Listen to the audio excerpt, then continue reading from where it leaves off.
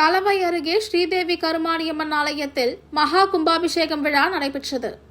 ராணிப்பேட்டை மாவட்டம் கலவை அருகே உள்ள மாம்பாக்கம் கிராமத்தில் எழுந்தருளியுள்ள ஸ்ரீ கருமாரியம்மன் ஆலயத்தின் ஸ்ரீ செல்வ விநாயகர், ஸ்ரீ பாலமுருகன், ஸ்ரீ வைஷ்ணவி, பிராமினி, ஸ்ரீ வாராகி, சப்த கன்னிகள், கருப்பண்ணசாமி ஆகிய திருக்கோயில்களில் புனராவர்த்தன அஷ்டபந்தன மகா கும்பாபிஷேகம் விழா வெகு விமர்சையாக கோபால் சுவாமிகள் மற்றும் தரணி அம்மாள் தலைமையில் நடைபெற்றது.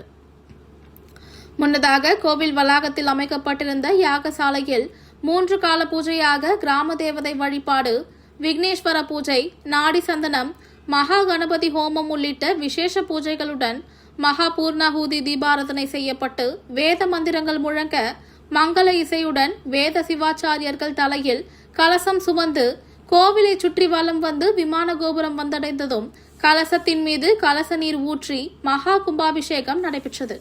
அதைத் தொடர்ந்து மூலவர் தேவி கருமாரி அம்மனுக்கு கும்பாபிஷேகம் செய்யப்பட்டு விசேஷ பூஜைகள் நடத்தப்பட்டு மகா தீபாராதனை காட்டப்பட்டது. அப்போது சிறப்பான அலங்காரத்துடன் தேவி கருமாரி பக்தர்களுக்கு காட்சியளித்து அருள் பாலித்தார். இந்த கும்பாபிஷேகம் விழாவில் மாம்பாக்கம் சுற்றுவட்டார பகுதிகளில் இருந்து ஏராளமான பொதுமக்கள் கலந்து கொண்டு சுவாமி தரிசனம் செய்தனர்.